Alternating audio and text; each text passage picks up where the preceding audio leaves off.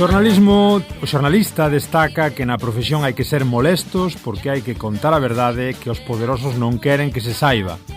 Pero indica que isto provoca que intenten calarnos a través de precariedade laboral, a falta de tempo para preparar as nosas informacións, as presións políticas ou económicas ou a degradación constante da profesión. No manifesto, o xornalista tamén pon no foco na necesidade de seguir unha ética e unha deontoloxía e na necesidade de que nas universidades se ensine a cuestionar todo.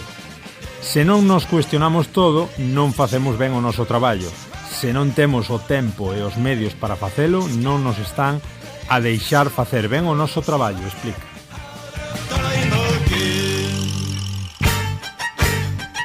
Sinala que hai que exixirlles ás universidades unha formación de calidade, pausada, rigorosa, de moito pensar no noso traballo, no noso compromiso, no servizo ao que nos debemos entregar a busca da verdade.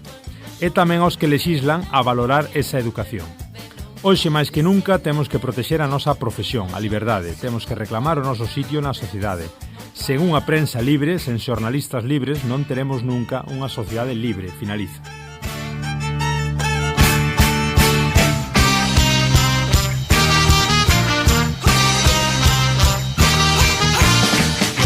Isto é o que comentaba por mediación do diario digital Galicia Confidencial o xornalista Marcos Méndez Moreira, gañador do 19º premio Xosé Couso de Liberdade de Prensa. Escribiu, como decimos, un manifesto onde pon de relevancia, e acabades de escoitar, a profesión xornalística que garante a democracia polo Día Internacional da Liberdade de Prensa. Marcos Moreira comenta e resume un pouquiño toda a súa tese na frase de que sen xornalistas libres non teremos nunca unha sociedade libre.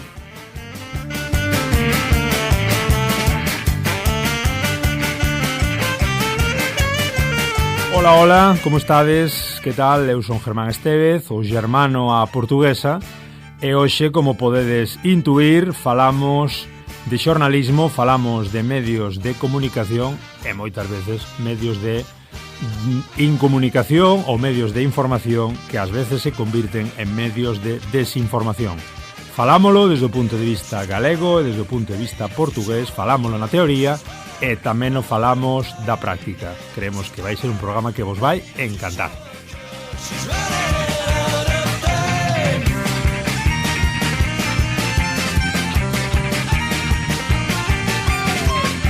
E temos dous convidados moi interesantes. Imos ir primeiro ata Portugal a falar desde o Porto con Luís Loureiro, unha auténtica eminencia da comunicación en Portugal. Logo nos estudios daqui de Radio Ariz 107.2 da FM, os mandos técnicos con Carlos, como sempre, contaremos con Raquel Lema, a presidenta do Comité Intercentros da CRTVG, xornalista e moi atenta, moi pendente e moi activa na cuestión da manipulación informativa que leva sufrindo a Corporación Pública da Radio e Televisión de Galicia desde hai uns anos. Vamos alá.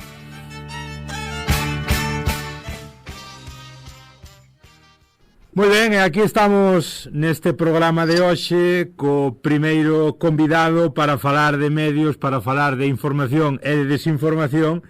En directo temos a Luís Loureiro, supoño que desde Braga. Bon día, Luís. Não propriamente de Braga, Herman, eu vivo no Porto. Eu trabalho em Braga, sim. Ok. Vivo no Porto e, portanto, hoje estou em casa, estou no Porto, em casa. Estou a aguardar, precisamente, daqui a pouco vou ter uma reunião, mas é uma reunião à distância, eu expliquei-te isso. Sí, que tinha uma reunião, mas não te disse aonde. Nada. Estamos falando de Luís Loureiro, un doutor en Ciencias da Comunicación, con varios premios de xornalismo, con moita experiencia no ámbito académico, como profesor de xornalismo en Ciencias de Comunicación na Lusófona do Porto, e antigo xornalista de investigación con moitos anos de experiencia na RTP, na Radio Televisión Portuguesa. Contanos, Luís, a primeira pregunta: como é o momento dos medios? Como está o xornalismo hoxe? Eu penso que o jornalismo está num momento de encruzilhada, Herman. Penso que nós temos esta sensação de que o jornalismo está a morrer ou que está em agonia, não é? Está numa situação de perda, mas eu penso que nós temos que olhar para a palavra jornalismo e pensá-la de um ponto de vista conceptual e não de um ponto de vista conjuntural, ok? O que é que eu quero dizer com isto? Quando nós olhamos para as palavras de um ponto de vista conjuntural, claro que nós só vemos aquilo que está a acontecer. E aquilo que está a acontecer é que as empresas de média, as grandes empresas de média, estão claramente a perder o seu lugar na sociedade, uma vez que, se nós observarmos bem, e esta para mim é a grande explicação da crise que nós observamos hoje no jornalismo, as empresas de média sobrepuseram os modelos de negócio ao jornalismo em si. Ou seja, começaram a reduzir as redações, começaram a querer que poucos jornalistas fizessem muito, e o jornalismo não se faz assim, não é possível. Não é possível. O jornalismo necessita de tempo, de reflexão, não pode ser feito como uma máquina industrial que tem de produzir muito, muito, muito, muito e depressa. E, portanto, esta negação do que é o jornalismo transformou as grandes empresas de média em empresas meramente industriais. Modelos de negócio de produção e não modelos de negócio de pensamento, porque o jornalismo é útil à sociedade enquanto faz a sociedade pensar, enquanto faz a sociedade refletir. E neste sentido, é por isso que eu digo que nós temos de pensar conceptualmente e não conjunturalmente, porque se tu pensas conjunturalmente, de facto, as grandes empresas de média em Portugal, isto está a acontecer, mas está a acontecer em todo o mundo, as grandes marcas, aquilo que nós chamamos as grandes marcas, estão a perder credibilidade. Se tu pedires, eu há dias, na quarta-feira, participei num programa do Porto Canal, em que se estava a debater a crise do grupo Global Média, o grande grupo que conjuga jornais como o Jornal de Notícias, como o Diário de Notícias, como a TSF, a Rádio TSF, são marcas de referência do jornalismo português. E marcas muito importantes, e nomeadamente, na minha ótica, a TSF marcou muito a mudança da rádio nos últimos 40 anos. O Jornal de Notícias é um jornal fundamental para aquilo que nós chamamos o jornalismo de proximidade, não é?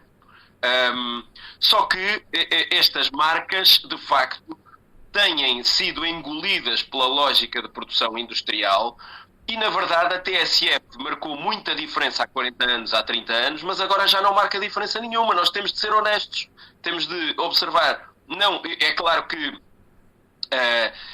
custa-me muito dizer, porque eu conheço pessoalmente muita gente e muitos bons jornalistas que trabalham nestes órgãos de comunicação. Trabalhei com eles, admiro-os profissionalmente, mas são muito poucos, já não fazem a diferença.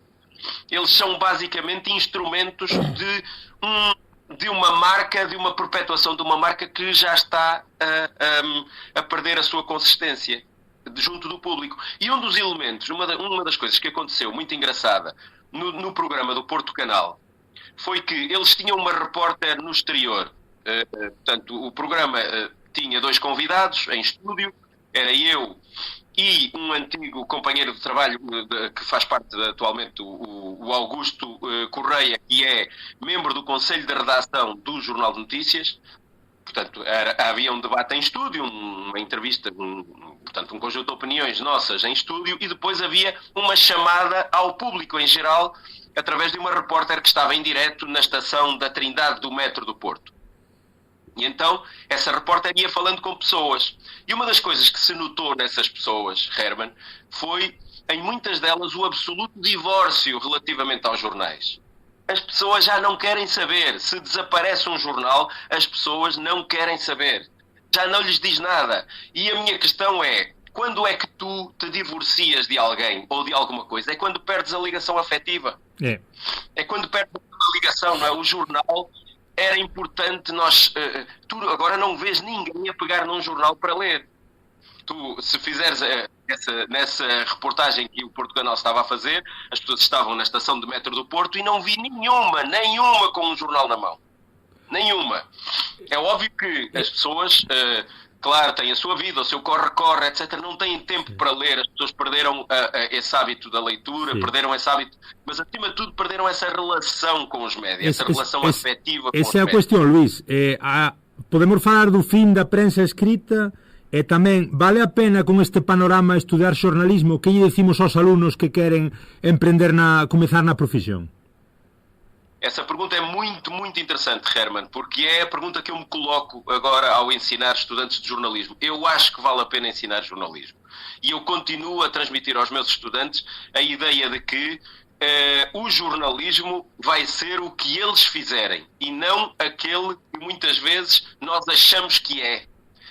As gerações anteriores acham que é. Porque, de facto, por causa desta mudança que eu te estava a falar, esta mudança conjuntural, nós, apesar de tudo, temos que nos perguntar, mas a sociedade pode viver sem jornalismo? Uma sociedade democrática pode viver sem jornalismo?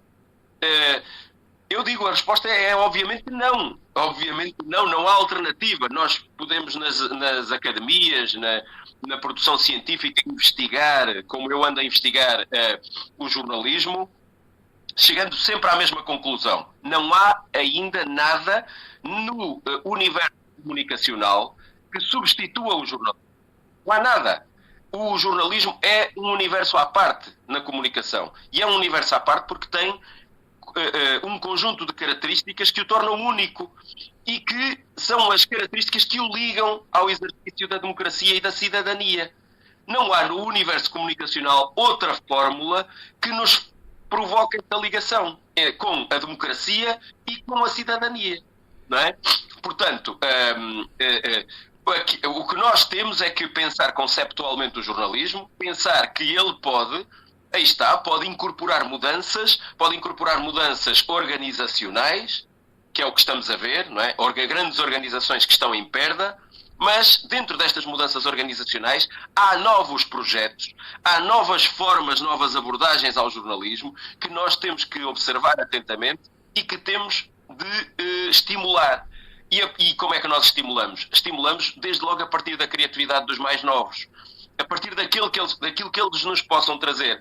Herman, eu comecei a ser jornalista em 1986, nas rádios locais, quando houve as rádios piratas em Portugal.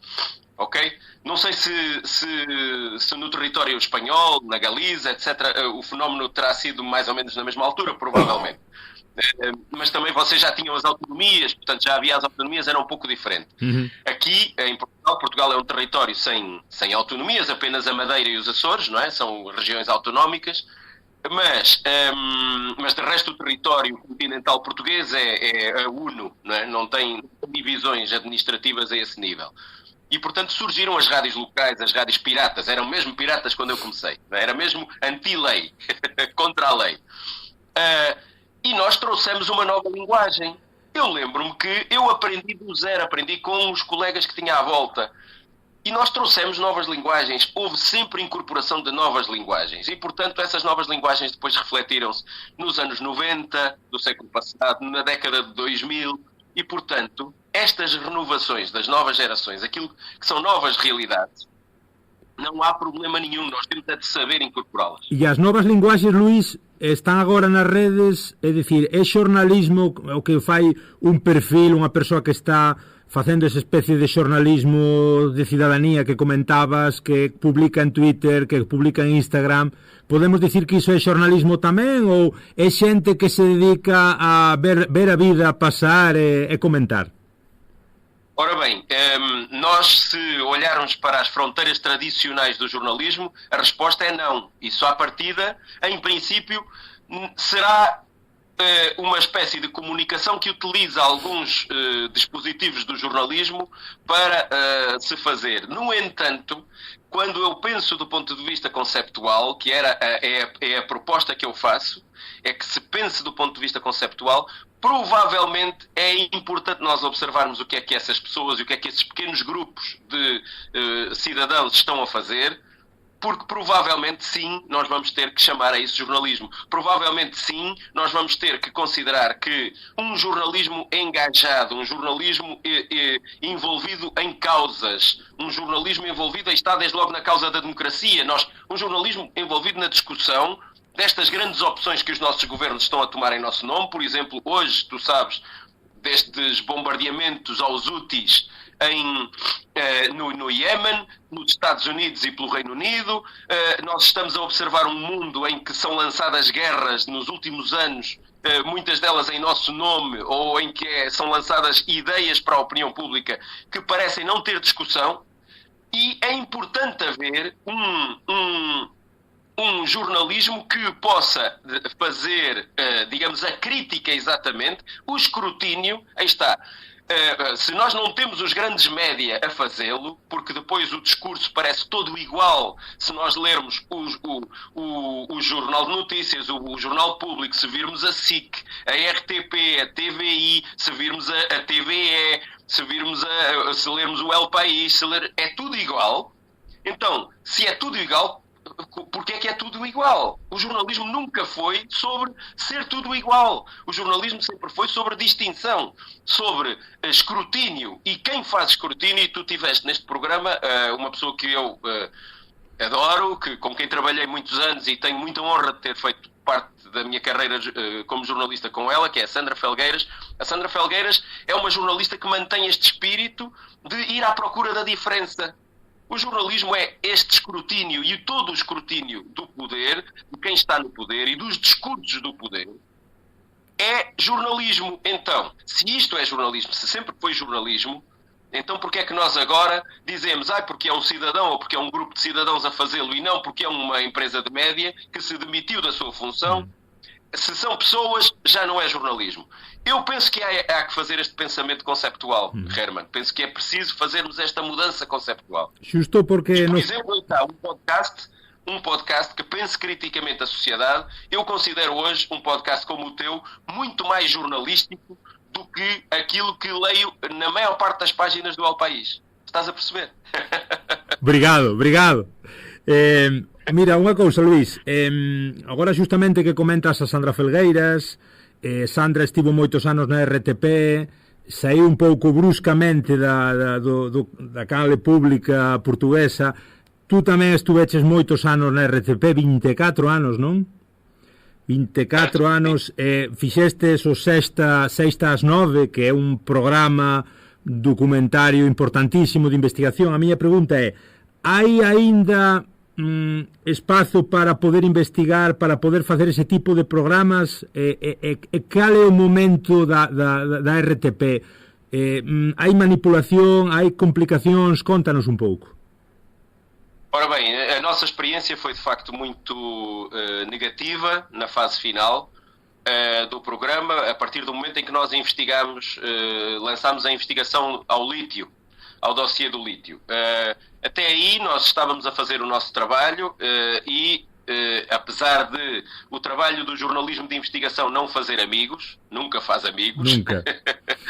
Mas sempre inimigos, portanto, colecionando inimigos, apesar disso, o nosso trabalho ainda estava a ser feito sem nós sentirmos nenhum tipo de interferência, do ponto de vista, pelo menos, interno. Claro que externo havia sempre pressões, havia sempre isso, mas nós, se tu tiveres uma estrutura, e isto é da história do jornalismo de investigação, não é preciso eu falar do exemplo da RTP, a história do jornalismo de investigação, do grande jornalismo de investigação, tem sempre a ver com uma estrutura que faz a investigação, que depois tem o apoio da sua direção editorial, que é fundamental.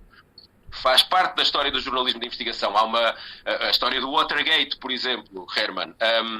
Os jornalistas que lideraram a investigação, por exemplo, no Washington Post, que eram o Carl Bernstein e o Bob Woodward, que eram relativamente jovens jornalistas. Às vezes o mito sobre eles diz que eles eram muito jovens. Não, eles tinham perto dos 30 anos, já não eram totalmente jovens, mas eram relativamente jovens jornalistas. Eles tiveram sempre o apoio incondicional do seu editor Ben Bradley, que é um homem que é muito menos falado. É muito menos falado na história do Watergate, mas é um homem importantíssimo, porque o Ben Bradley esteve sempre ao lado dos seus repórteres. E isto é fundamental. E enquanto as direções editoriais estão, digamos assim, do lado ou não interferem no trabalho da equipa de jornalismo de investigação, tu tens condições mínimas para a prática de jornalismo de investigação numa organização jornalística. A partir do momento em que tu começas a ter sabotagem interna, acabou. E, portanto, o 6 às 9 tinha os seus dias contados a partir do momento em que deixou de ter o apoio das direções de informação da RTP. Estas direções de informação, a partir de uma que a própria equipa do 6 às 9 acabou por ter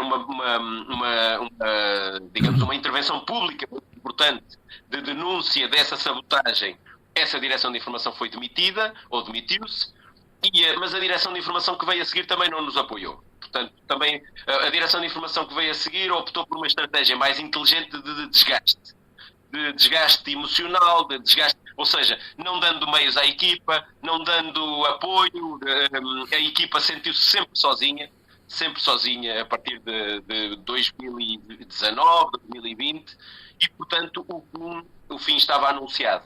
O fim estava anunciado porque o jornalismo de investigação é, de longe, de tudo o que eu fiz em quase 30 anos como jornalista profissional, é de longe a atividade mais desgastante, mais difícil, mas também mais desafiante e que mais te realiza profissionalmente. Portanto, tem estas duplas, estas duplicidades. Não é? E en canto aos informativos, Luís, aquí na Galiza vamos ter unha convidada en poucos minutos que ven da Televisión Galega a falar un pouco de como durante 5 anos se ven manipulando, se ven apagando, se ven un pouco escondendo a cuestión da manipulación constante que hai nos medios informativos na tele pública galega. Na televisión portuguesa hai esa cuestión tamén de fondo, hai certas noticias que por tocar o poder, por ir en contra do orde establecida do goberno, hai esa problemática tamén na RTP, máis alá da investigación. Sim, eu tenho uma visão muito crítica quanto a isso e considero que sim, nomeadamente em relação aos grandes temas que decidem o nosso futuro. Ou seja, para mim o exemplo mais recente, mais forte, foi a questão da guerra da Ucrânia. Se tu investigares de facto as questões relacionadas com a guerra da Ucrânia, tu percebes que nós fomos todos muito manipulados para aceitar uma situação que nunca aceitaríamos, que era que o nosso país apoiasse um esforço de guerra, especialmente a partir de uma consideração que é falsa, de que a guerra da Ucrânia começou quando a Rússia invadiu em 24 de fevereiro de 2022. Esta é uma assunção absolutamente falsa, como é falso que a guerra no Médio Oriente tenha começado a 7 de outubro de 2023, com o ataque do Hamas. Portanto, a partir do momento em que tu defines aquilo que eu chamo o quilómetro zero num ponto errado, toda a percepção pública de um conflito, nomeadamente, e eu estou a falar disto porque isto tem de facto a ver com o nosso futuro coletivo. Nós já percebemos que a guerra da Ucrânia está interligada com a guerra no Médio Oriente, agora com os ataques do Reino Unido e dos Estados Unidos aos Houthis no Iémen, está tudo interligado.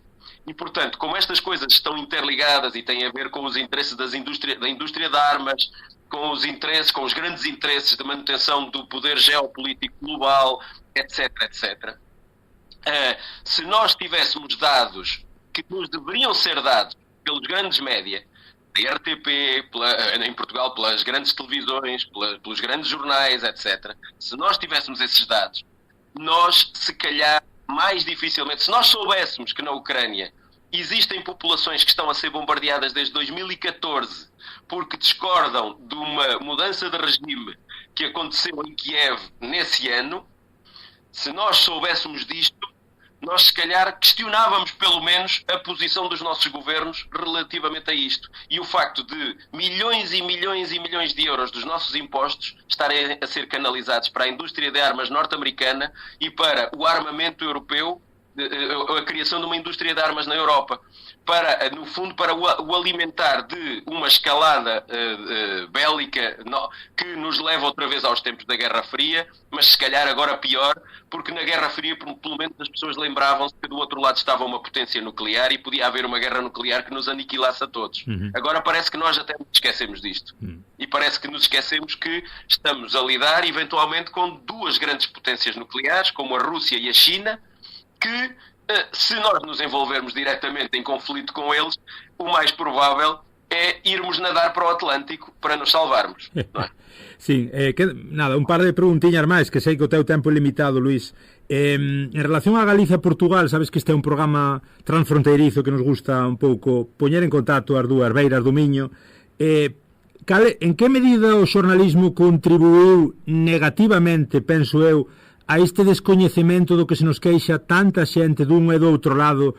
Por que desde Galiza se coñece tan pouco de Portugal aínda hoxe en 2024? Por que desde Portugal tamén se coñece tan pouco de Galiza? Por que non está na axenda? Por que non está neses gate seekers, non? Por que non hai esa busca, esa procura da información tamén de temas comuns partillados ca Galiza do lado portugués?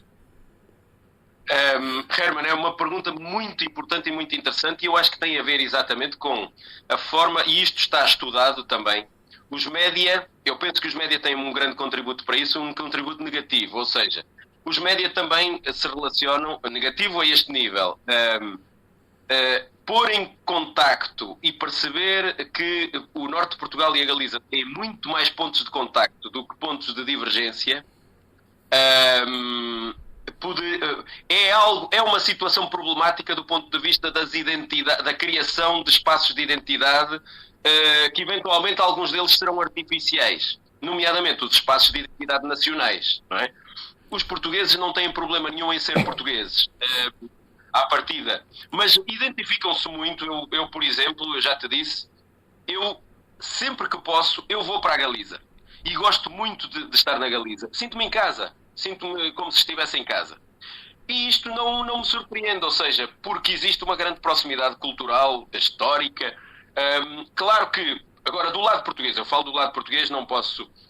O lado português precisou de se afirmar identitariamente para poder separar o condado portucalense do Reino de Leão, não é? Isto é histórico. Isto faz parte da história. Portanto, houve uma separação do condado portucalense que deu origem a Portugal face ao Reino de Leão, que era um dos reinos católicos, um dos reinos cristãos formados depois da Reconquista. E do Reino da Galiza, moitas veces tamén ocultado. Reino da Galiza, exatamente. E portanto, para fazer esta separação, tu precisas de criar diferenças, não é? Tu precisas de criar diferenças. Claro que nós estamos a falar na Idade Média, e na Idade Média não havia média, não havia órgãos de comunicação, havia outras formas de comunicação. Mas, no fundo, eu considero que os média, hoje em dia, continuam a perpetuar estas diferenças. Eles perpetuam sempre mais as diferenças e aí está.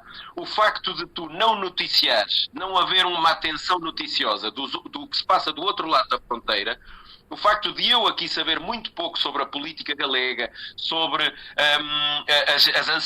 os anseios dos galegos, o que é que os galegos pretendem para o seu futuro, etc, etc, faz com que eu não tenha nenhum ponto de identificação. A única ponte que eu tenho para a Galiza, as únicas pontes são a ponte de Valença, são a ponte as pontes em Valença, são, enfim, são os pontos de passagem, não é? É a fronteira de Chaves Verim, etc, etc. Não é? Eu estou aqui a caricaturar, como é óbvio. É verdade. Sim. E nesses pontos não existe quase fronteira, as pessoas passam essas fronteiras naturalmente. Porque de um lado há pessoas e do outro lado há pessoas.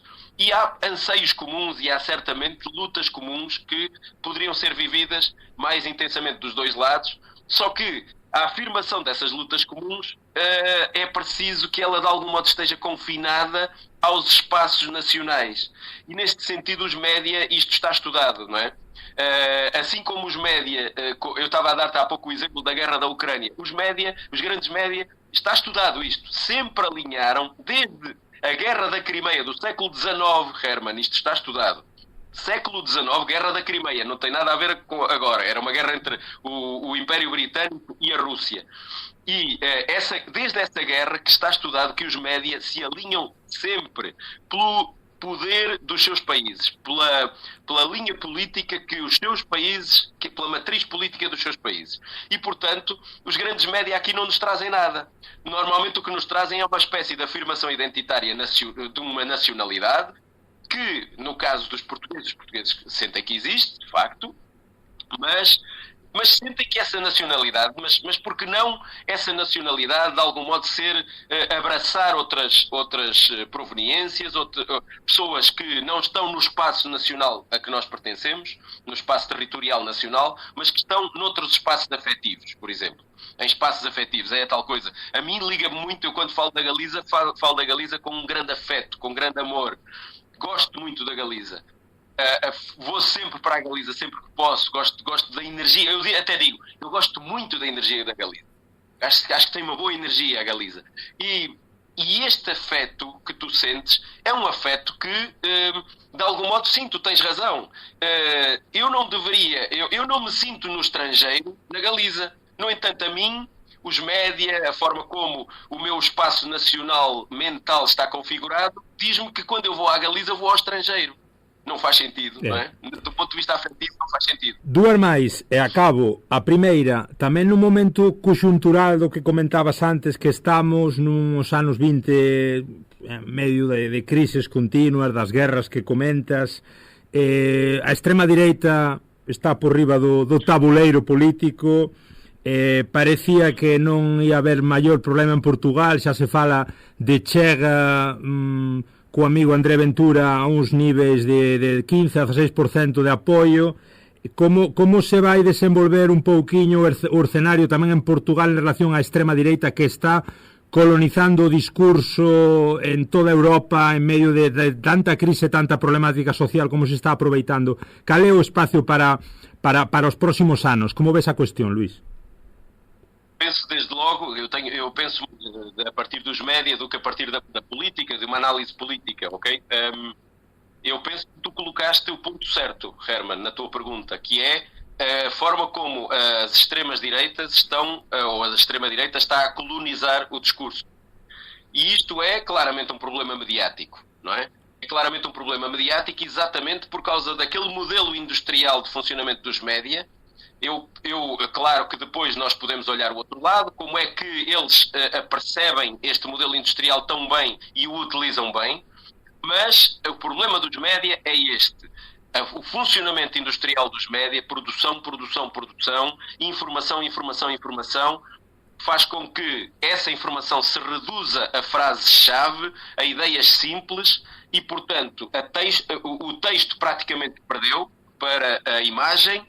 Portanto, nós vivemos claramente uma sociedade da imagem, um tempo da imagem, e a imagem, inclusive, é reduzida a pequenos fragmentos de texto que constroem imagens, percepções na nossa cabeça. Os títulos da imprensa que tu tens no teu telemóvel, as notificações, muitas vezes, 99% das vezes, tu não vais ver a notícia toda que aquela notificação significa. Tu já tens uma percepção acerca da informação só a partir da notificação que recebeste no telemóvel. Isto não é texto, isto é imagem.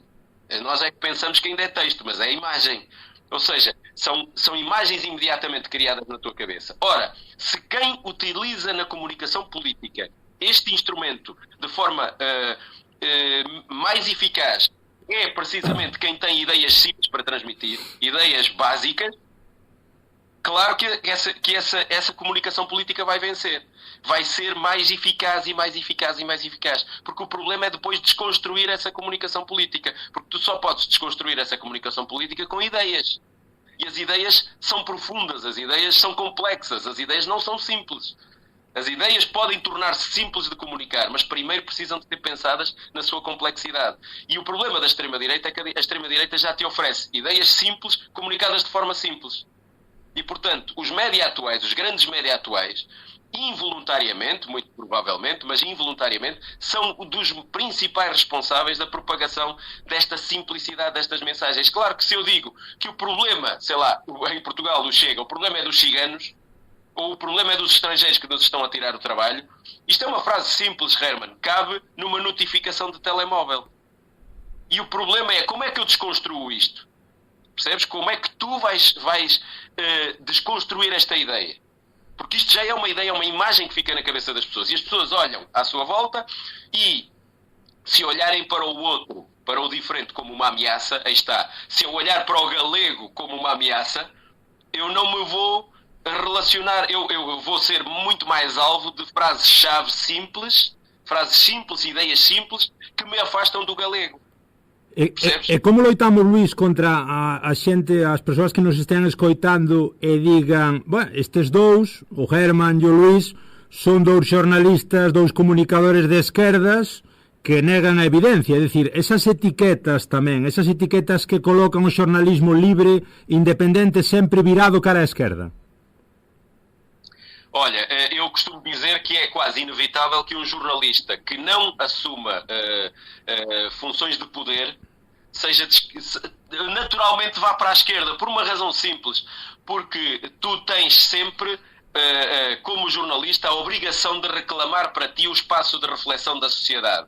E, por outro lado, esse espaço de reflexão da sociedade implica que tu, quando olhas para a sociedade, digas: esta pessoa não tem voz, esta pessoa não tem voz, esta pessoa não tem voz. Então, a minha função é dar voz a quem não tem voz. Ora, quem não tem voz na sociedade é quem não tem poder. Não é? Quem não tem poder. E, portanto, normalmente o jornalismo levado à sua máxima expressão, um jornalismo sempre de defesa das pessoas desprotegidas, das pessoas sem poder, das vítimas, etc, etc.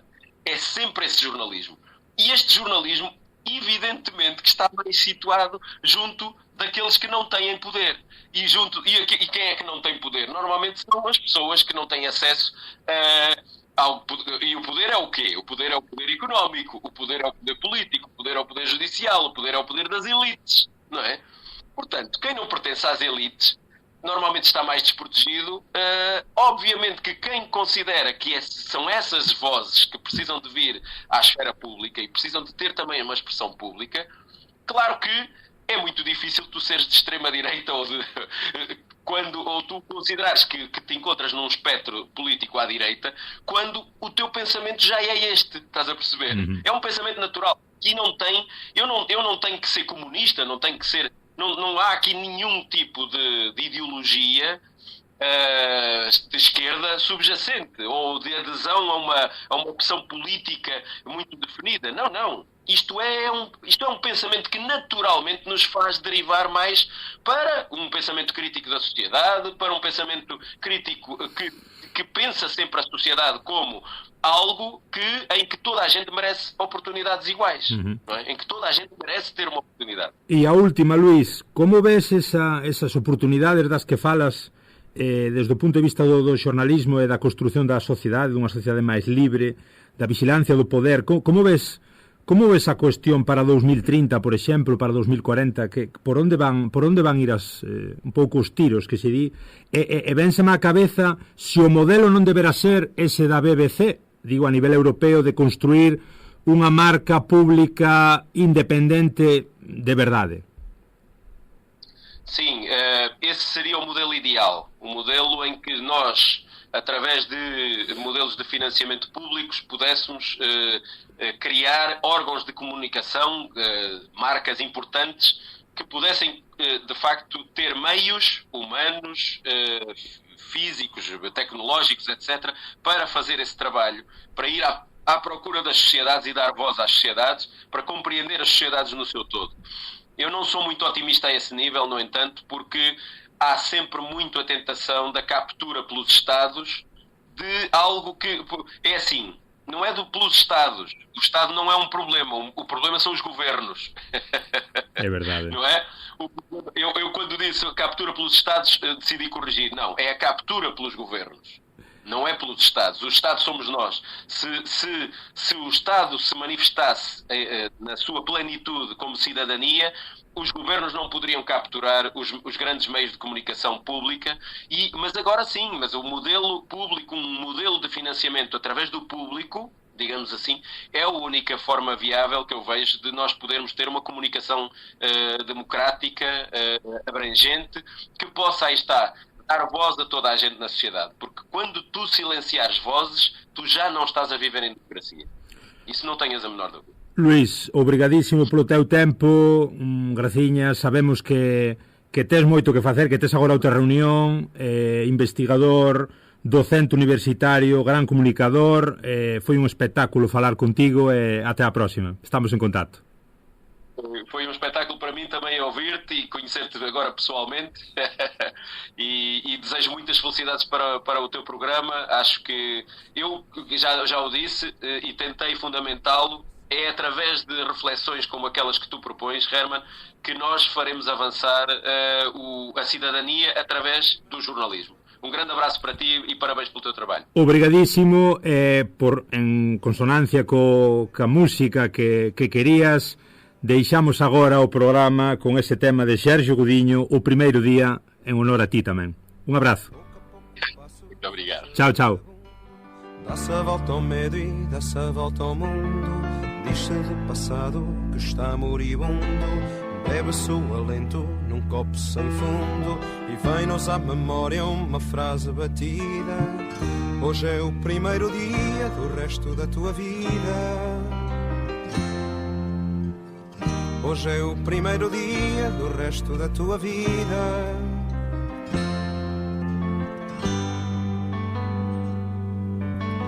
E é então que amigos nos oferecem leito. Entra-se cansado e sai-se refeito. Luta-se por tudo que se leva a peito. Bebe-se e come-se, alguém nos diz bom proveito. E vem-nos à memória uma frase batida. Hoje é o primeiro dia do resto da tua vida. Hoje é o primeiro dia do resto da tua vida.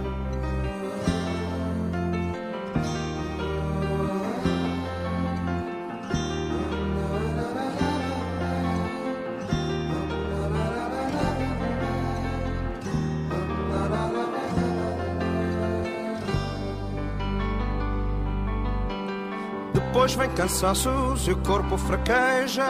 Olha-se para dentro e já pouco se beija. Pede-se o descanso, por curto que seja. Apagam-se dúvidas num mar de cerveja. E vem-nos à memória uma frase batida. Hoje é o primeiro dia do resto da tua vida. Hoje é o primeiro dia do resto da tua vida.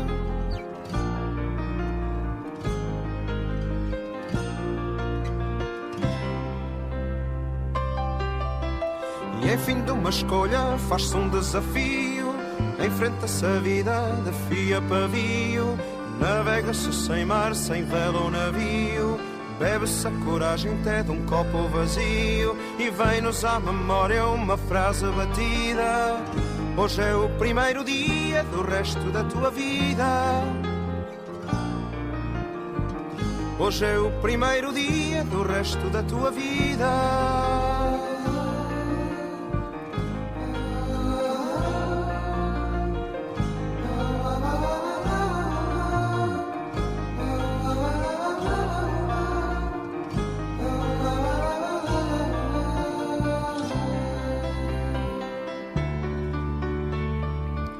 Entretanto o tempo fez cinza da brasa. Outra maré cheia virada a maré vaza. Nasce um novo dia e no braço outra asa. Brinda-se aos amores com o vinho da casa. Vem-nos à memória uma frase batida.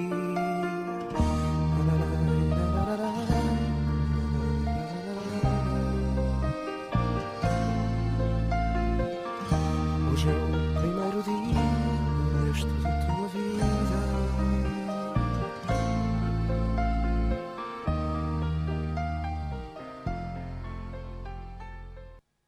Ben, continuamos aquí despois de Sergio Godiño, desta música fantástica e da entrevista con Luís Loureiro, que esperamos que fora do vosso agrado, falando un poquinho do panorama actual dos medios de comunicación, tamén ca visión portuguesa. Atravesamos o Miño de volta para o norte e estamos cunha persoa que contamos ter unha conversa espectacular. Trátase de Raquel Lema, xornalista e parte importante do Comité Intercentros da TVG. Moi boas. Bo día, que tal? Un placer que estexas aquí connosco en Radio Llariz.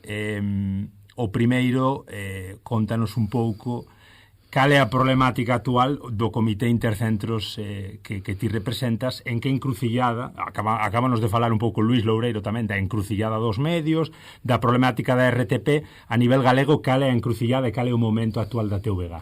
Sí, bueno, o sea, desde o punto de vista do que somos, non? Como Comité Intercentros, que ao final somos sindicatos os que se lle presupón que representamos os problemas e defendemos os problemas laborais das traballadoras, neste caso das profesionais dos medios públicos de comunicación do país, pois neste momento temos que abrir moito máis o abano das nosas responsabilidades ou das nosas loitas, porque temos un problema de raíz, non? Que é a situación de secuestro que viven os medios públicos por parte pois neste caso xa hai moitos anos do partido que goberna, do Partido Popular. Entón, pois inda que hai moitos problemas laborais de precariedade na contratación, bueno, os problemas que pode haber en calquera empresa, neste momento pois estamos desde hai moitos anos centrados en intentar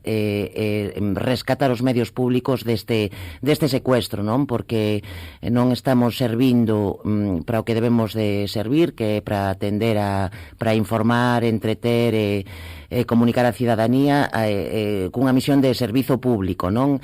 Se practica pois a cotío unha manipulación informativa en favor dos intereses pois partidarios do Partido Popular de Galicia, e esa neste momento é quizáis a batalla máis grande que temos, porque é unha batalla moi difícil desde o papel que ocupamos desde o sindicalismo, porque non é un problema das traballadoras da CRTVG só, non é un problema que debían volver a toda a cidadanía, e para poder abordalo en conxunto, en clave colectiva, en clave de país, primeiro hai que tomar conciencia da existencia do problema, non? É tamén polo que é un gusto estar aquí en calquera sitio onde poidamos colocar e divulgar a existencia deste problema, porque non só hai un problema, unha carencia, unha anomalía democrática na Corporación de Medios Públicos de Comunicación do país, haina tamén en toda a estructura de medios do país, non? Porque o problema que atravesa a CRTVG, este secuestro, non ten repercusión nos principais medios de comunicación tamén privados de Galicia, non? Eso é un problema estrutural moi grave. De onde parte todo, Raquel? Para que se ubiquen un pouco os ointes, por exemplo, teño aquí un texto de Alfonso Hermida, xornalista moi mítico da TVG, sí, que agora está en excedencia, comenta en contexto, hai uns meses ninguén chora por nós, ou casi ninguén, como ti dis. En 2013 o persoal da compañía da Radio Televisión de Galicia, os medios públicos galegos non aguantaba máis. Podemos sinalar este 2013 ou a cousa remontase ao primeiro goberno de Feijóo en 2009? A cousa remontase ao nacemento da propia, claro, da propia corporación, que daquela era corporación, non? Que hai un problema de base que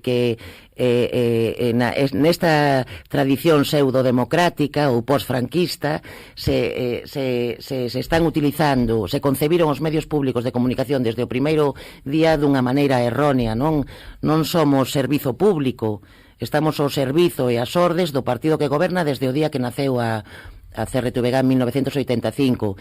Ese esquema tóxico, enfermizo e antidemocrático, por non dicir ilegal, pois chega aos nosos días. Tuvemos ese, despois dos anos de Fraga, donde a situación era a mesma, non? Salvando os anos e a distancia, e as prácticas de manipulación informativa se empezaron a desenvolver naquel momento. Tuvemos eses anos de 2005 a 2009 cun goberno bipartito, PSOE, BNG, que se intentaron facer as cousas de outra maneira, pero se arrastrou a inercia do esquema de funcionamento, e a partir do ano 2009 as cousas non só non mudaron, senón que o control ainda se transformou en muitísimo máis férreo, non? E pois nestes últimos anos, mesmo nestes últimos meses, a situación agravouse con manobras tamén represivas contra os xornalistas e as profesionais, as comunicadoras que se rebelan contra este exercicio que se impón de manipulación informativa. Entón, pois a situación dentro é é bastante tensa, hai moitos expedientes disciplinarios, houbo demandas por vulneración de dereitos fundamentais, mesmo do dereito á liberdade de comunicar, o dereito que temos a xornalistas, non, de a cláusula de conciencia e a comunicar información veraz, probablemente os momentos peores estánse vivindo agora, non? Hai unhas eleccións autonómicas dentro de 5 semanas e están apretando a maquinaria porque non deben ter moi clara a continuación desta maioría, da que sería a quinta maioría absoluta do Partido Popular. E entón, neste momento toda a CRTVG, toda a información desde todos os soportes, falamos de televisión, pero non só, a Radio Galega está vivindo un dos seus peores momentos, e tamén as redes, non, que ás veces esquecemos, parece que todo é radio e tele, agora se está sofisticando a manipulación informativa a través de Twitter, de Facebook, de TikTok, de estas cousas que parece que pasan desapercibidas, pero estamos nunha situación delirante. Algún que nos estea escoitando, como lle dicía tamén a Luís, dirá, xa están estes de esquerdas, o Germán que se inventa este programa, e a Raquel está pouco menos que comunista, que chega aquí reivindicando estas historias. Como lle dicimos a esta xente, digamos, un pouco desconfiada da cuestión, que cando eles pensan que esa liberdade de expresión e esa ese facer as cousas con outro equilibrio e sin tanta manipulación non é unha cuestión de esquerda a dereita, é dicir, que non estamos falando de é que non están dicindo o que eu quero que se diga, como agora non están os meus, non se trata de meus nin teus, trátase un pouquiño de que todo na CRTVG está solapado, como diste ti, a acción de goberno, non? Sí, o sea, ás veces é difícil cando eres xornalista ou reporteira gráfica ou técnica de control de radio ou o que sexa, pois nós vémolo moi claro, non? É difícil desde fora, pero, o sea, tú ves un informativo, un telexornal, un programa que dependa dos servizos informativos da CRTVG, eses guións, esas escaletas, o a selección dos temas que se tratan, do que interesa ao país, cal vai ser a primeira noticia, con que titulares imos abrir, eso debe estar construído, sobre todo nos medios públicos de comunicación, desde unha perspectiva profesional co enfoque de país, non? Porque somos a radio e televisión de Galicia, non de Madrid, nin de Extremadura. Entón, cando ese guión, que desde un punto de vista profesional, xornalístico, podíamos discutir si debe abrir a vertedura destes granulados que se chaman agora, non? Ou o debate do problema da amnistía, pois se está cambiando o enfoque, e non se cambia o enfoque por un criterio profesional de determinar que é o que debe primar na xerarquía informativa. Se cambia o enfoque e se organiza ese guión, esa escaleta, en función das chamadas que se reciben dos distintos poderes da Xunta de Galicia, mans do Partido Popular, e eu non sei como son esas conversas ou esas chamadas, pero se di, tedes que abrir con isto, ademais tedes que abrir con isto, e tedes que ocultar isto, tedes que silenciar isto, interesa este corte deste conselleiro que vai ir neste momento a determinada praia, interesa un inserto de Feijóo, un total, ou unha declaración de Feijóo que fixo tal, eso é un pouco no que había que poñer o foco como espectador ou como ouvinte, non? Pensar un pouco máis aló do que estamos escoitando e ver por que se abre o informativo do Telexornal de Galicia con Madrid un día tras outro, non? Cando nós somos a Radio Televisión Pública de Galicia. Entón, que non quita que se poida falar de Madrid no minuto 33 do informativo, ou 14 ou 17. Sí, o problema é cando os primeiros 15 minutos dun telexornal de 35 están dedicados a cuestións que está tratando ou debería estar tratando un informativo estatal como Telecinco, Antena 3, ou a SER, ou a COPE, ou Radio Televisión Española, non? É un pouco deturpar a razón de ser dos medios públicos do país e tamén deturpar a escaleta informativa que debía atender a radiotelevisión pública, non? E tomar consciencia deso pois nos obriga como non como profesionais, sino como espectadoras ou como ouvintes a facer un exercicio de alerta. Temos que estar alerta do que estamos e poñelo todo en cuestión, non? Ese é un pouco o que é moi interesante transmitir a quen nos escoite, non? Que bueno, por suposto, estamos aquí como Comité Intercentros cunha perspectiva profesional de defensa dos medios públicos, non estamos aquí facendo unha labor política, que todo é política, por suposto, todo é política, pero que a defensa da razón de ser dos medios públicos é unha cuestión ética. Que está acontecendo estes días, Raquel? O noso programa escoitas en Radio Ariz, tamén se escoita nas plataformas a modo podcast, calquera ouvinte que nos poida escoitar nas próximas semanas, xusto antes das eleccións que ti comentas do 18 de febreiro. Bueno, pois pode estar un poquinho escoitando o programa preguntándose un pouco xa en pasado recente a cuestión dos pellets. Que está pasando estes días cunha circunstancia tan importante de toneladas de pellets que están chegando ás praias galegas e xa incluso en Asturias, en Cantabria e demais, que está pasando ca cuestión a nivel informativo? Sí, pois fala esta estrategia da que falamos do secuestro, non? Que non seguimos o criterio puramente informativo que se esperaba, que era esperable, que é imprescindible pois para facer unha cobertura desde un medio público. Se está seguindo a estrategia do Partido Popular. Que queremos dicir? Que se ocultou a existencia das verteduras, a existencia do accidente mesmo que se coñecía desde mediados de decembro, se ocultou ata que o Partido Popular non tuvo máis remedio pola presión social e cidadá, pois era imposible negar a existencia, non?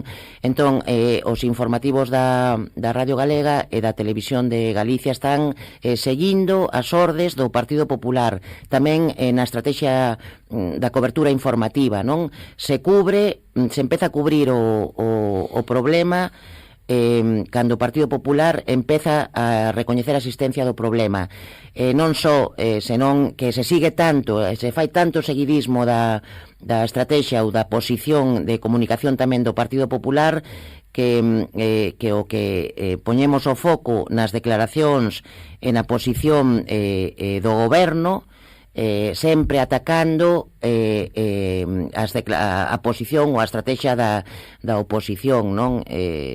Non hai máis que comparar a cobertura que está facendo a radiotelevisión pública estes días coa que están facendo os medios estatais, non? Que se queremos informarnos como galegas do que está pasando cos pellets, pois non temos máis remedio que ir a Sexta, a Telecinco, por non falar de Antena 3, non?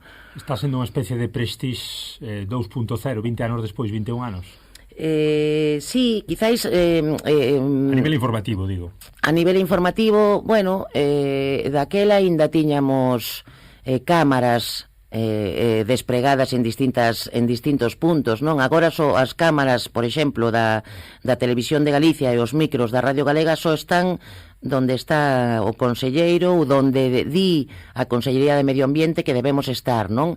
Para que as imaxes ou as declaracións que aparezan sexan as que interesan, non? Non estamos percorrendo a costa con equipos buscando as imaxes que debíamos estar dando, non? Deses voluntarios organizándose ou mesmo, pois, vendo o que está pasando para buscar información por nós mesmas, sen que nos diga unha nota, un comunicado da Xunta onde temos que ir, onde temos que aparcar o coche e que declaracións temos que recoller, que iso é o que está pasando.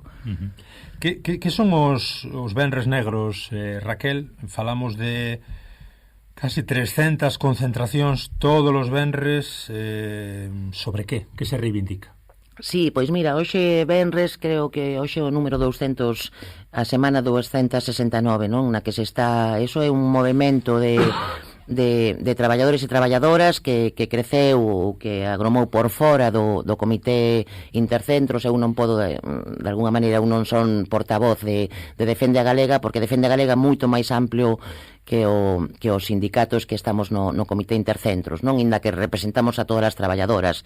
Pois, bueno, desde o meu punto de vista, Defende a Galega é a dignidade organizada, non? A dignidade plural dentro da CRTVG, que non se quere significar pois dentro de ningún sindicato, organizada para pedir o que se está pedindo, que o rescate e a defensa, intentar facerlle chegar á cidadanía de que hai un problema na CRTVG, é un problema de modelo democrático, é un problema dese secuestro do que falaba ao principio, e intentar sacar para fora, intentar divulgar a existencia deste problema para que a sociedade galega no seu conxunto axude a unha tarefa que sabemos que desde dentro, só desde dentro é imposible. Defende a Galega e a dignidade colectiva organizada, de alguna maneira pedindo axuda, pedindo socorro. Canta xente se manifesta cada venres? De canta xente falamos?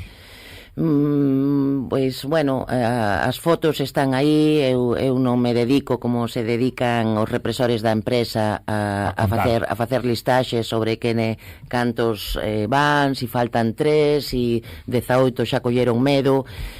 Pois non o sei, están todos os que son capaces nun entorno moi hostil, moi represivo, moi atemorizante, pois de poñerse cada venres unha camiseta, ou polo menos vestir de negro. Están, creo que o número é independente, non? Hai días nos que hai máis compañeiras, outros días que hai menos, pero o importante eu creo que a tenacidade, a persistencia.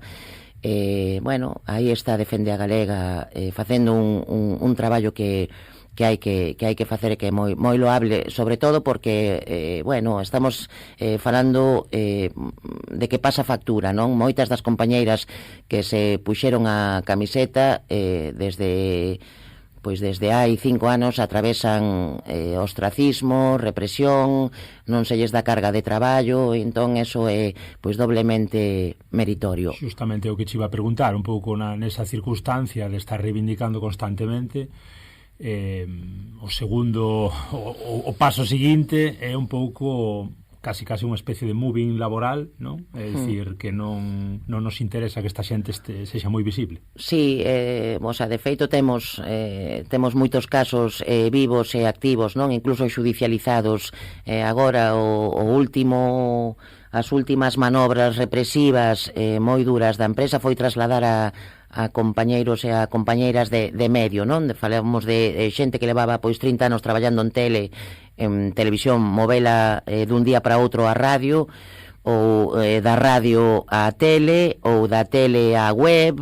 Este tipo de movementos que poderían ser xustificados se foran voluntarios e razonables. Oye, apetéceme facer un pouco de radio, despois levo 30 anos facendo tele, ou 25 ou 20, os que sexan. Cando isto é obrigado e hai un detonante que foi pois que o día anterior protestaches ou te negaches a facer as cousas como che pediron, dicindo non me podes dicir como teño que informar, porque a información decido eu como a dou, non? Cando hai unha acción-reacción, cando hai unha resposta por parte da empresa que non podemos entender, e que as compañeiras trasladadas, represaliadas, non poden entender, pois, bueno, isto son consecuencias. Acaben como acaben no xulgado, nós sabemos, e a empresa sabe que son represións de libro, de manual, non? Bueno, temos moita xente de baixa porque a situación é insostible. Bueno, a situación dentro temos forza para seguir aguantando, pero hai compañeiras que van quedando polo camiño. Para quen non estea moi posta na cuestión, unha compañía de radio e televisión pública tense que someter a vontade do Parlamento. Non sei se tes moito que contar, seguro que tamén na este respecto, decir, como foi un pouco o control ou o descontrol de parte do Parlamento.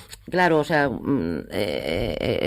hai unha lei que regula os medios públicos de comunicación de Galicia, hai unha lei que se incumple, que ben ou mal, mellor ou peor, está en vigor desde o ano 2011, a Lei de Medios Públicos de Comunicación Audiovisual de Galicia. Esa lei prevé ten determinados mecanismos para que obriga a CRTVG a cumprir con determinadas misións de servizo público que non se están cumprindo. Incúmprese a lei, despois, pois, o control do Parlamento, bueno, estaría ben, se non fora que temos unha maioría absolutísima do Partido Popular que impide que os mecanismos parlamentarios democráticos funcionen, porque nada prospera por mor da maioría absolutísima que ten o Partido Popular, non?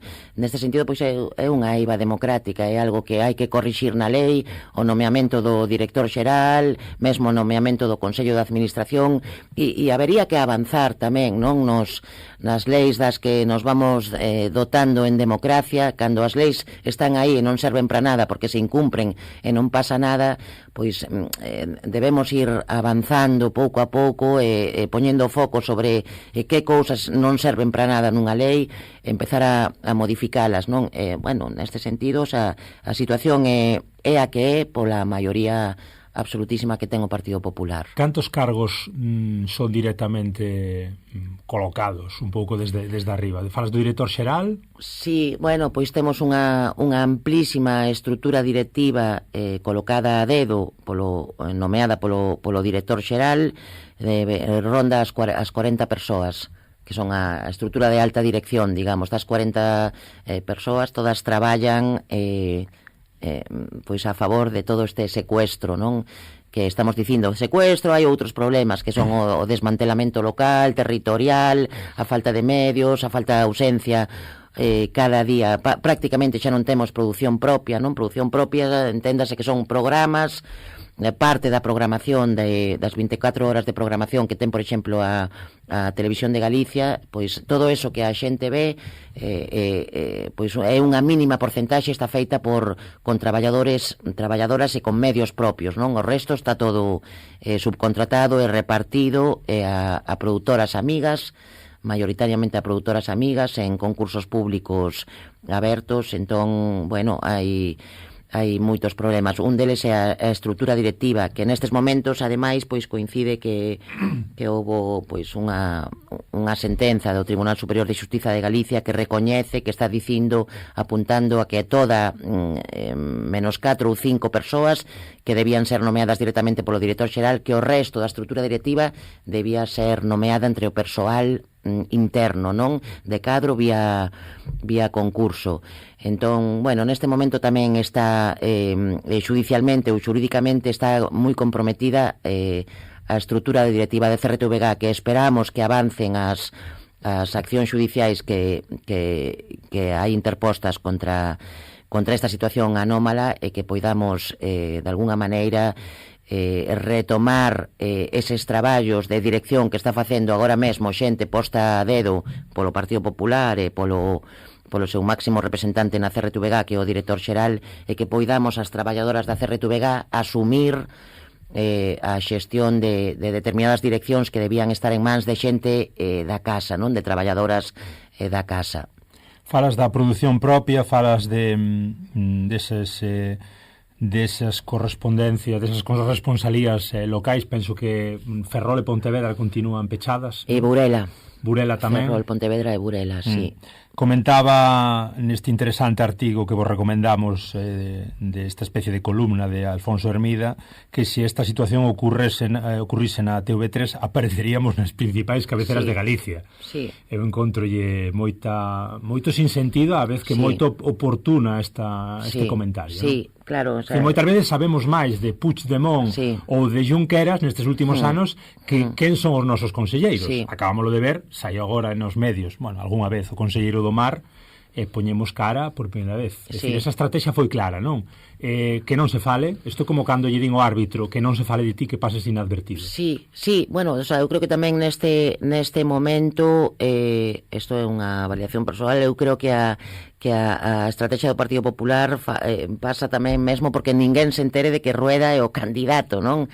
Así tiran de pois desa imaxe que parece ou que polos resultados que foi obtendo o Partido Popular en todas estas eleccións que nas últimas eleccións tamén, non? Pois que Feijóo ten un tirón que Rueda non ten. Hai moita xente que ainda non sabe quen é Rueda. Hai moita xente que non lle puxo cara ao conselleiro do Mar ata que abriu a boca estes días dunha maneira, por certo, bastante lamentable, non? Ou a conselleira de Medio Ambiente, que por primeira vez tamén escoitamos falar, un perfil, digamos, moi técnico e moi apartado dos medios, porque non hai ese contacto diario, nin esa evaluación por parte da televisión pública.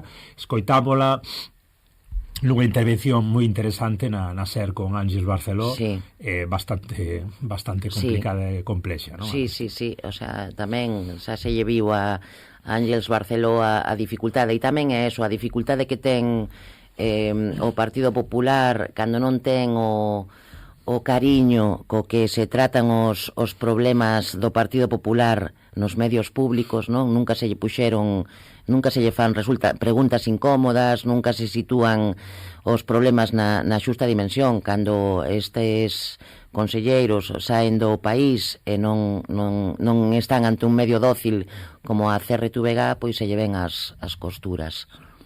Bueno, é tal cual o que falábamos con Luís Loureiro desde o Porto hai uns minutos, é dicir, se non nos quedou claro, o papel do xornalismo é máis importante que nunca, porque evidentemente é un control, sirve para controlar o poder, non que o poder controle o xornalismo. Eu non son o protagonista do programa, que os protagonistas son os convidados, pero sí que nos últimos meses pasoume unha situación a nivel laboral que me gustaría compartir, na que descubrín tamén ese intríngules da CRTVG, é dicir, bueno, tamén por mediación de varias protestas e varias situacións no entorno, no social traballo eu, pois vímonos na obriga de facer rodas de prensa en Coruña, de facer algunha movilización en Santiago diante da Consellería e algunha concentración aquí en Ourense diante do edificio Chocolate, que chamamos que o da Xunta.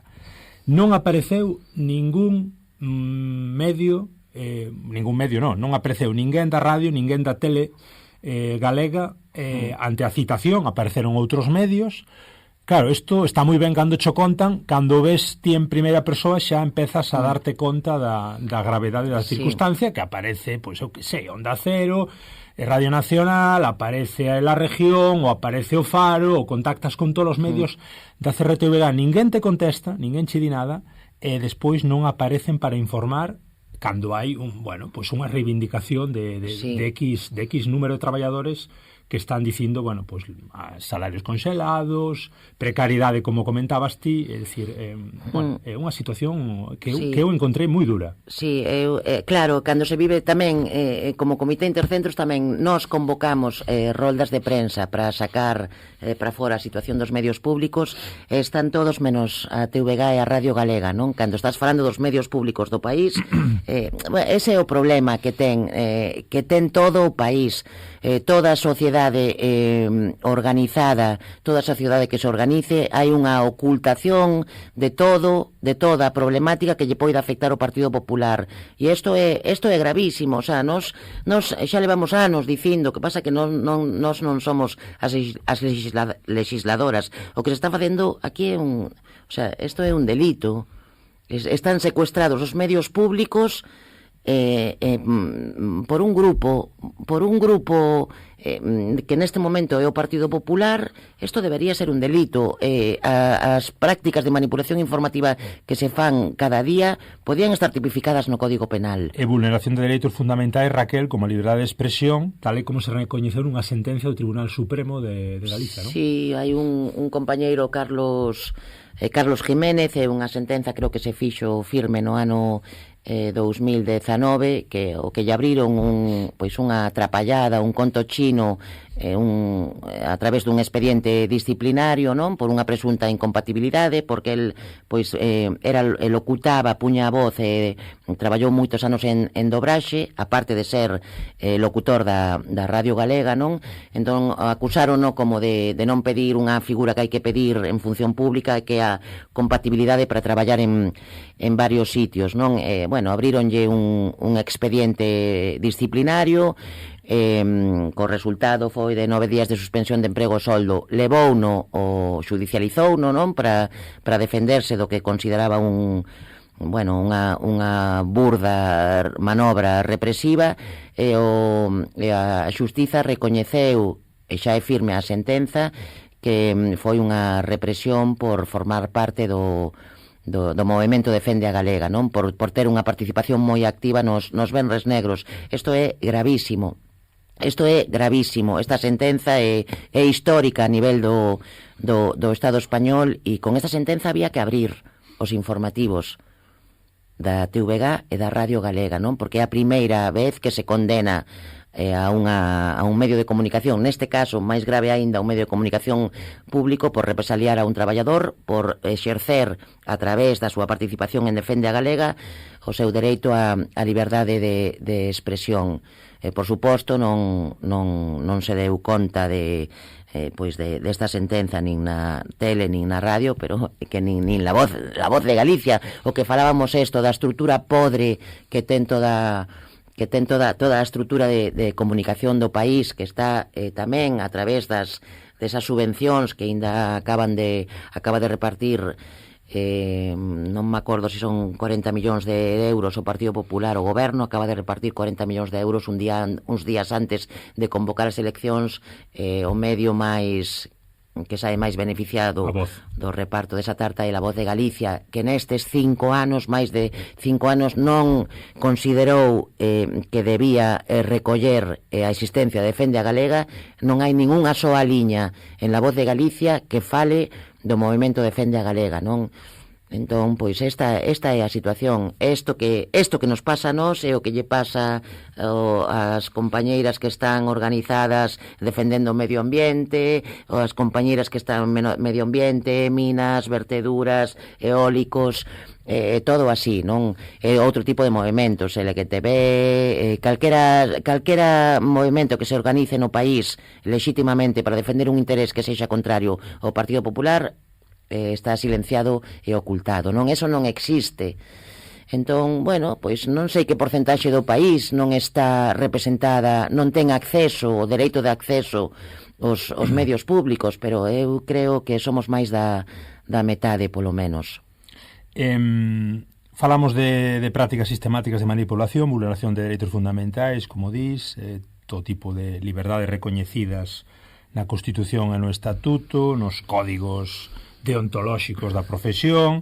A min gustaríame que comentáramos tamén, a parte da censura, que parece evidente polo que me comentas e polo que vamos vendo tamén nas redes, desde hai anos, que a cuestión de Defende a Galega, dos venres negros, a autocensura. É dicir, pois claro, é unha situación tamén moi complicada de xente que se ve obrigada a non atreverse. Eso, claro, en réximes que non, cando estudias un pouquiño a cuestión e falas de ditaduras, ao final ese síndrome dese secuestro tamén fai que moita xente non se atreva. Que é importante o da autocensura tamén. Sí, a autocensura é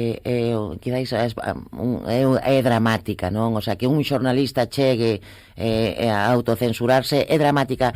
Sen embargo, bueno, neste momento non houbo anos atrás houbo máis autocensura. Agora mesmo o que hai é ostracismo. Polo tanto, xa non é necesario que despreguemos a autocensura, non?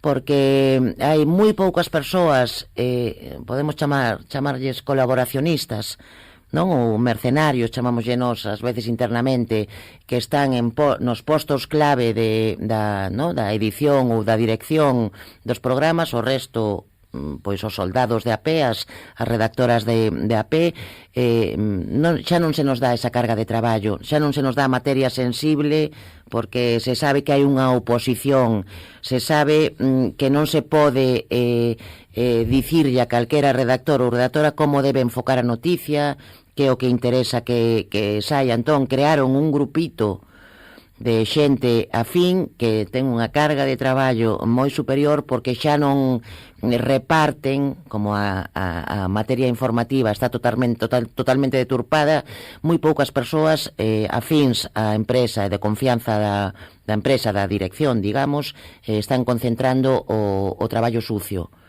Entón, o resto, pois, facemos desde calabazas de 5 kilos bueno, pois, canto máis lonxe te poida mandar da redacción para facer, pois, un accidente que houbo ou sucesos ou coberturas menores, non? Que todo é importante. Pitas e xabaríns, que diría outro, non? Esa folclorización da radiotelevisión pública. Sí, pelexas entre veciños, ou, bueno, despois tamén está esa outra cousa de que todo o que pasa en concellos, todo o conflito que hai en concellos non gobernados polo Partido Popular é, bueno, lamentable. Falta que entre o exército ali a arreglar as fochancas, os problemas co lixo, as ratas, tal, en cambio os concellos xestionados polo Partido Popular, que nos que goberna o Partido Popular, todo é fantástico e é un éxito. Bueno, volvendo á autocensura, houbo anos nos que a autocensura foi pois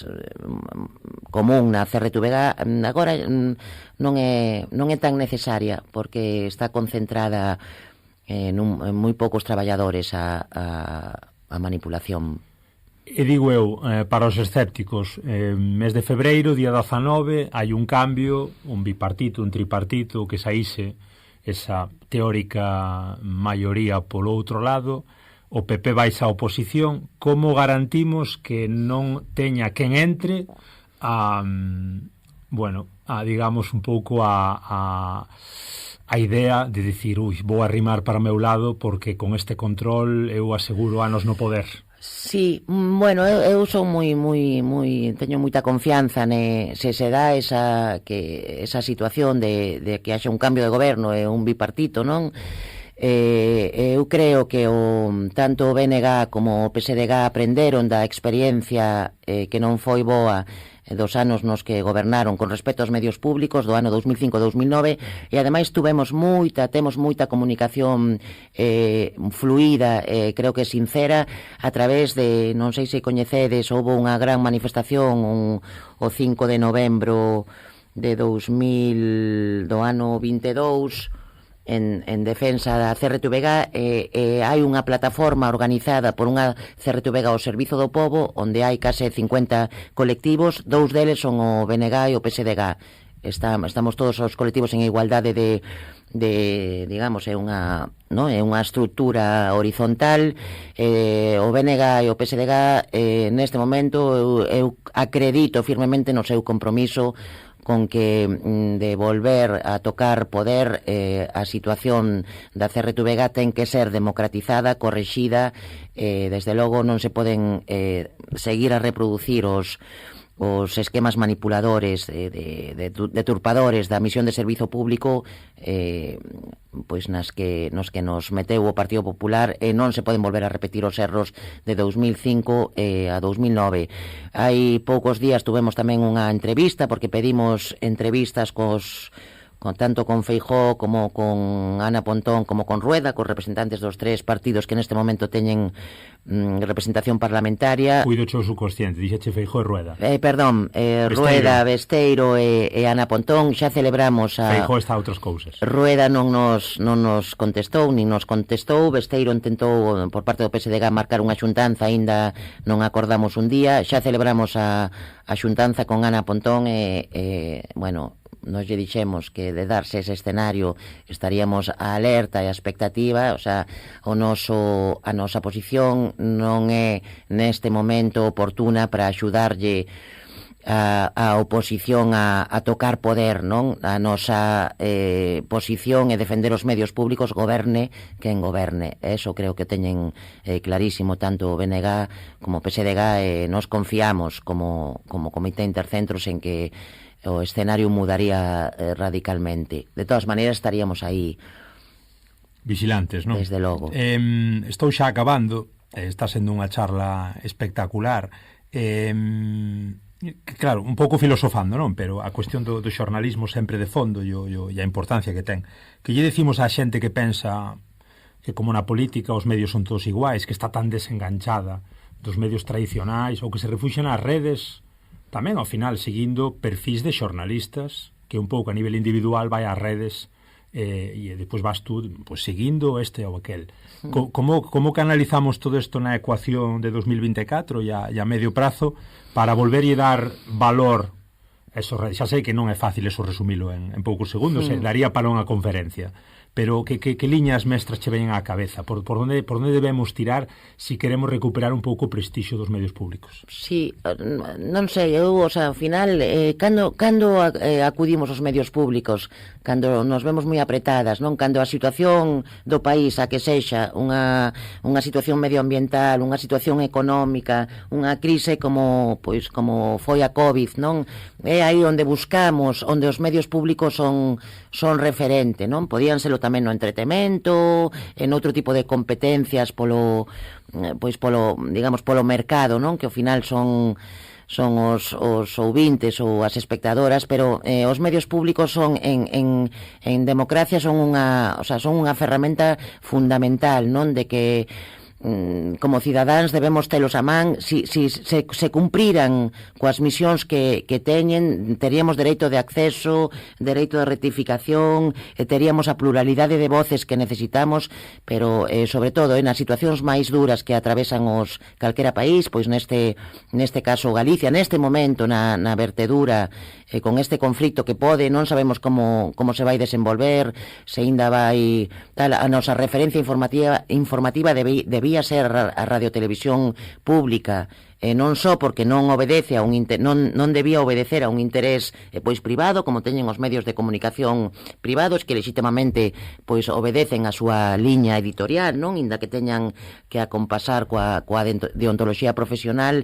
O que se espera dos medios públicos é a veracidade, e a parte da independencia, non? Se falla a veracidade, os medios públicos non teñen razón de ser, e os medios públicos do noso país, neste caso de Galicia, se non teñen veracidade e non teñen perspectiva de país, realmente non nos gusta dicilo desde a representación das traballadoras, pero non teñen razón de ser. Sin embargo, como ferramenta democrática son imprescindibles. Por eso hai que defendelos desde as traballadoras, desde dentro, que neste momento non estamos defendendo o noso posto de traballo, estamos defendendo a existencia dos medios públicos, pero tal como foron concebidos e que para que sirvan o que deben de servir, que é unha misión de servizo público. Non me gustaría acabar sin tocar unha pinceladiña, aparte dos informativos, que leva o miolo da cuestión, porque, bueno, aí está, desde aí podes, evidentemente, manipular e censurar moito máis, pero hai, bueno, cando ves, por exemplo, espacios de tele como é a TV3, a tele catalana, con todas as críticas que seguramente se lle poden facer, e seguramente con toda a deturpación que escoitamos desde este noroeste peninsular, pero para quen vemos tamén outro tipo de televisións, pois vemos que hai outra idea de país e hai, outra idea de como chegar á xente, pois achegando un pouco cultura, achegando música propia, achegando a cuestión dos dibuxos animados, do deseño e tal, e vemos que hai canle específica para contidos infantís, e vemos que hai tamén aporte grande de achegas dunha canle potente a nivel musical. Eu, ás veces, pregúntome quen lle dera aos catalás ou quen lle dera aos vascos a nosa potencia musical que está completamente sendo continuamente apagada. Cada vez que poño a Radio Galega, e outra vez poño en primeira persoa, e non debería, pero cada vez que conectas ca Radio Galega música, encontras como hai un espacio importantísimo para difundir a música propia.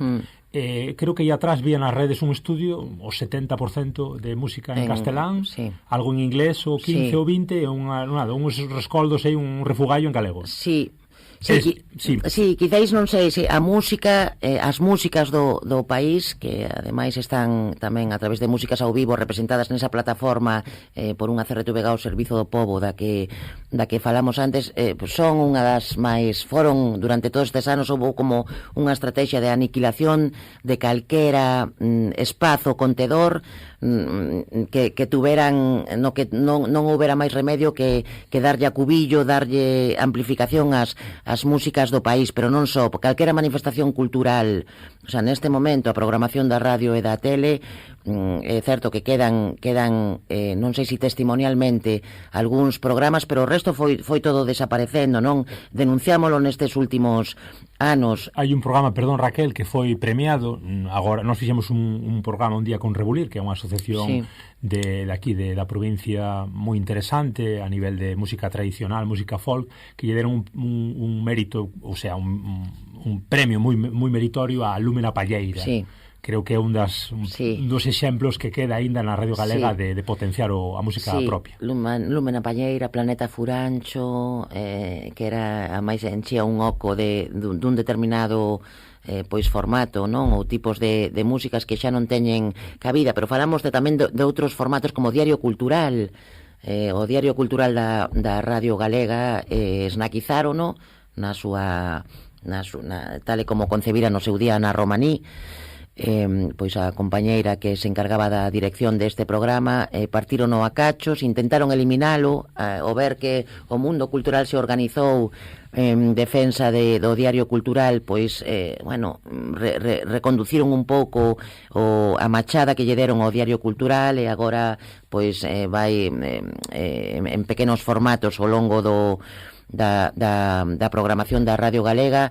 Desfixeron o Estudio 5 da Radio Galega, que para quen non saiba o que é, pois era un estudio dedicado ás grabacións da música do país, que ten o arquivo sonoro máis potente non digo, seguramente de todo o Estado español, porque polo Estudio 5 da Radio Galega pasaron todas as músicas do noso país de todos os formatos, non? Desfixeron o Estudio 5, desfixeron o equipo de técnicos de control, especialistas, grandísimos profesionais de grabacións en directo das músicas, das nosas músicas, todo que non poden controlar, ou todo que creen que se lles pode volver en contra. Digo, a música como manifestación cultural, pero tamén pois temos outras, non? E os dibuixos que che comentaba, falábamoslo un día con Marcos Maceira, o presidente da Mesa pola Normalización, esa iniciativa Xabarín Xa, para os que medramos nos 90, evidentemente o mundo cambiou moito, e hoxe hai moito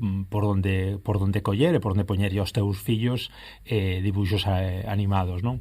Pero máis alá das redes, ese espacio que se perdeu tamén a nivel de esa canle, esa televisión, esa TVG2 que podía estar aí, non sei. Sí, bueno, o sea, o do Xabarín eu creo que poden vestilo como vistan, pero é tamén non é digamos a destrucción dun proxecto, non? Era a destrucción dun proxecto do país, que era pois empezar a vehicular o galego e o cariño tamén pola TVG desde que somos pequenos, non? Todo que eles consideran que pode ser un adoctrinamento, eu creo que eso é o que está detrás da destrucción do Xabarín, non? Porque pois igual que o luar sigue sendo para eles unha peza, pois, bueno, o luar tuvo o seu momento, fixo unha labor pois nos anos nos que naceu e tal ben, pero tamén tal e como defenden o luar, podían estar defendendo o Xabarín ou o Diario Cultural ou o Estudio 5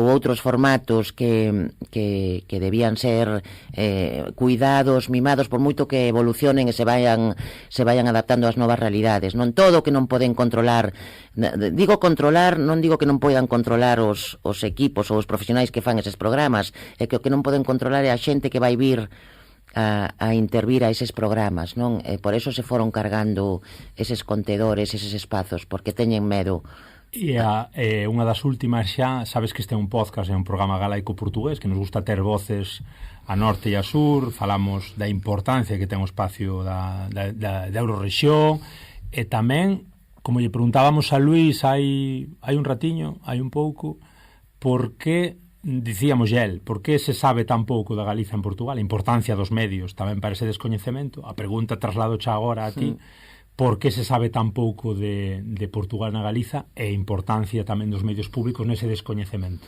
Sí, bueno, hai unha corresponsalía da Televisión de Galicia no Porto. Bueno, hai daquela maneira. Sí, hai unha persoa que cobra por noticia, non é unha, digamos, unha persoa, un traballador ou traballadora da CRTVG que está ali, o sea, eso é unha contratación mercantil, subcontrata, como se di no argot, que cobra por peza, o sea, non hai seriedade, no, igual que pois en Madrid sí que temos a 4 persoas que son do cadro de persoal da CRTVG, pero igual esa é a razón, non? Nós estamos virados a Madrid, nós non, o Partido Popular que o que decide digamos, ao final a estrategia da CRTVG non está volcada cara ao noso espazo lusófono, non? Que podía ser o noso espazo natural, o sea, o centro de interese, as decisións neste momento, e desde hai moitos anos o que interesa é Madrid, por eso Portugal non interesa. Moi ben, Raquel, está sendo un luxo, estamos xa acabando, non sei se nos queda algo no tinteiro que queiras comentar, algunha cousiña, algo para pechar. Nada, o sea, nos non vimos aquí a dar pena, vimos aquí a dicir que hai un problema moi serio, moi difícil nos medios públicos e que debíamos pois entre todas prestarlle atención e facer o posible, non? A xente debía tomar consciencia de cada vez que ve a programación da radio ou da tele ou ve os contidos que se emiten desde a Corporación polas redes, tomar consciencia do que está vendo cun sentido crítico, non? Para poñelo en cuestión. Isto é lamentable, pero hai que dicilo así nestes momentos. E por outro lado, pois non sei, a xente podía buscar, quen aínda non saiba o que defende a galega, se poden mandar fotos entrando en Facebook ou en Twitter, hai enderezos electrónicos, as camisetas se poden conseguir, estaría moi ben tamén comprometerse coa defensa dos medios públicos, pois apoiando a iniciativa Defende a Galega. Nas redes ou hai páxina web tamén? Non, en redes, momento só está en redes, contactas Facebook. Nas redes podes conseguir o merchandising. Hai un correo electrónico, se pode solicitar unha camiseta, poñela a enviar unha foto que non custa nada, non? Eso pois sería tamén implicarse, comprometerse dunha maneira simbólica pois coa apoio e coa defensa dos medios públicos. As cousas van ir a peor, Raquel, ou van ir a mellor? Só queda de derrota en derrota ata a vitoria final, decimos nos moitas veces, non queda outra que tomar os medios dunha ou doutra maneira. Os propietarios dos medios públicos somos os cidadáns e as cidadás, e antes ou despois imos tomar o control. Pois non teño máis nada que outra cousa que darches grazas outra vez por vires ata aquí, ata Allariz, polo teu tempo, pola túa dedicación, polo esforzo que representades nese comité intercentros, por toda a loita que levades e pola defensa da Radio Televisión Pública. Obrigadísimo, graciñas por estar aquí, Raquel. Grazas a vos, sempre. Moi ben, un placer, foi un luxo. Eu penso que nos quedou un programa moi completo ca intervención de Luís Loureiro desde o Porto, falando un pouco da cuestión da RTP, dos medios a nivel académico e a nivel un pouco máis xeral, e agora ca problemática directa da CRTVG con Raquel Lema. Esperamos que vos gustase este programa. A nós, como vos digo, somos moi egocéntricos e hedonistas, encantounos. Tempo de radio de moitos quilates. Recordade, estamos en Radio Allariz 107.2 da FM, sábados de 12 a 1, luns pola tarde de 6 a 7, temos a redifusión tamén o sábado pola noite. Seguídenos en Instagram, xa estamos en Instagram, somos moi modernos, Facebook, Twitter, en breve tamén andaremos por YouTube, estamos para que nos escoitedes en iVoox, en Spotify, en Podgalego, tamén chegamos a iTunes por primeira vez, é dicir que non tendes excusa para seguir os nosos programas, se tendes calquera dúbida, suxerencia, comentario, correo corporativo que sempre está moi ben, é moi formal, galiportuspodcast@gmail.com. Ata aquí este programa de medios de información e desinformación. Esperamos vos na próxima. Hoxe deixámosvos cun clásico de Sonoro Machine, porque a pesar de todo queremoste, TVG, quérote máis, Sonoro Machine. Acabamos, chao, chao.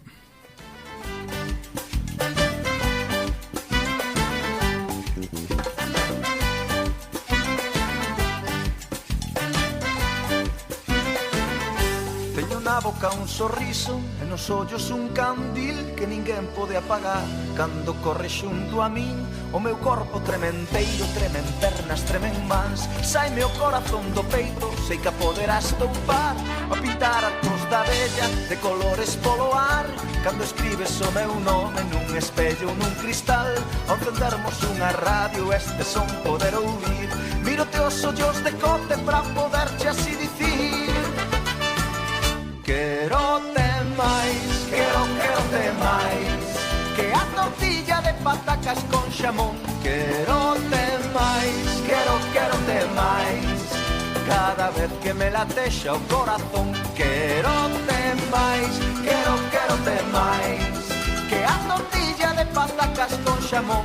Querote máis, querote máis, cada vez que me latexa o corazón.